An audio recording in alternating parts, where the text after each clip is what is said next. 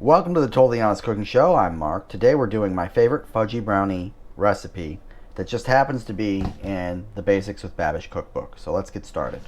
This one starts by assembling the chocolatey base on which the brownie is built. Third a cup of cocoa powder. 1.5 teaspoon espresso powder. 3/4 a teaspoon kosher salt. 24 hours has passed because I couldn't find the chocolate. We're now heating half a cup plus 2 tablespoons of water to boiling. And while we're waiting for that, we're going to chop up 6 ounces of bittersweet chocolate.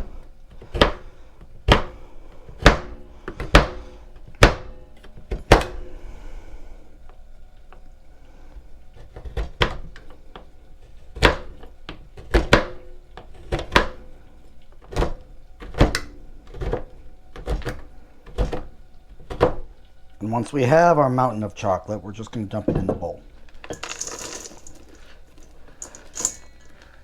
I'm also going to mix it around just in case the espresso powder and the salt and all that cocoa powder didn't mix. I know it did because this was sitting in a Tupperware container waiting to resume. Okay, now we're going to pour our boiling water in. Mix that up. Hopefully it'll melt our chocolate all up if we did a good job. I'm also going to cut up and add 4 tablespoons of butter.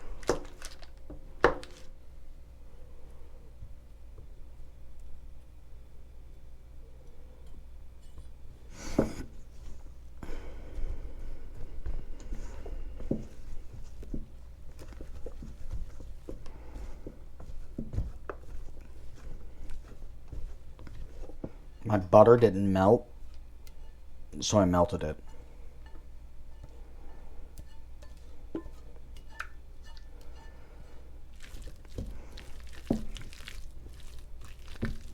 Now we're adding half a cup plus 2 tablespoons vegetable oil.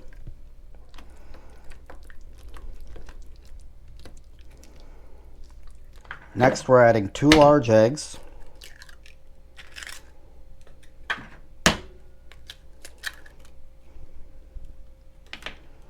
We're also adding 2 egg yolks.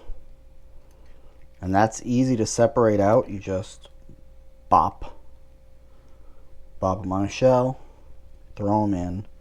Don't spend too much time thinking about it because you might break the yolk if you start thinking about it.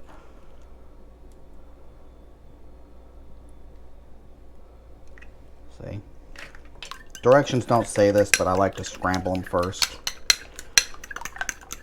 I am a little bit worried that I didn't boil the water for long enough. I'm not sure that it was hot enough to do all the melting that it wanted that the recipe says. But I'm willing to bet it'll be fine. I've made this recipe correctly before, and it was very good. It was my favorite.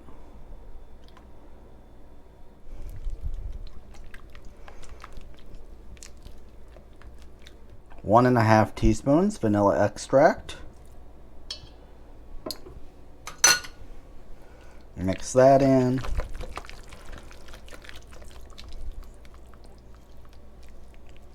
Also, for substitution purposes, you can use simulated vanilla extract if you want.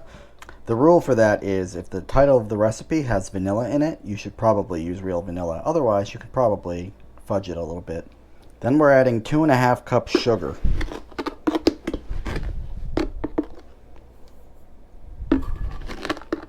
Which seems like a lot until you realize that bittersweet chocolate has no sugar in it or very little sugar added. I actually used unsweetened. Mix that together.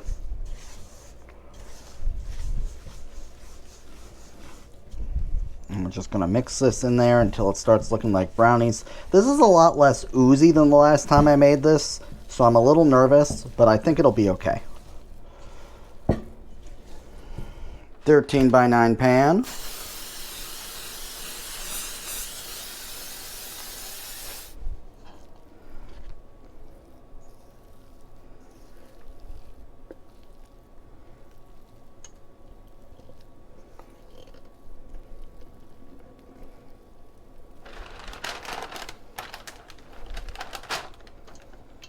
This is where my worry comes in, because last time I made this, it did not come out this stiff. It came out more pourable. So I'm just gonna beat it into place and hope that the resulted product is good. If not, this will be a whoopsie doodle episode. It was supposed to pour in, it more beat in, but that's okay. We'll give it a go. We're gonna bake this for 30 to 35 minutes and see what happens. Half an hour has passed. We're gonna do a quick check to see if this comes back clean. And it does. We're gonna let this cool down for anywhere between 30 minutes and an hour, and then we're gonna cut them. And then we'll see if I messed it up. Okay, at this point everybody should be ready to cut. I'm just gonna cut off a test layer down here. So they look like brownies. This is good. I liked it better when I used the semi-sweet chocolate. I used unsweetened chocolate here, which is a major whoopsie doodle.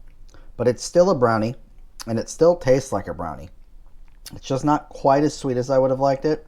The recipe called for mostly bittersweet chocolate with a little bit of unsweetened chocolate at the end, and I conflated the two. So that's how we got here. Now that being said, this is still a serviceable brownie. So even if you whoopsie doodle this recipe up, you will get a product that you can consume and you'll like. Okay, like, subscribe, ding the little bell, leave a comment down below, let me know how I'm doing, and I'll see you next Wednesday. Bye.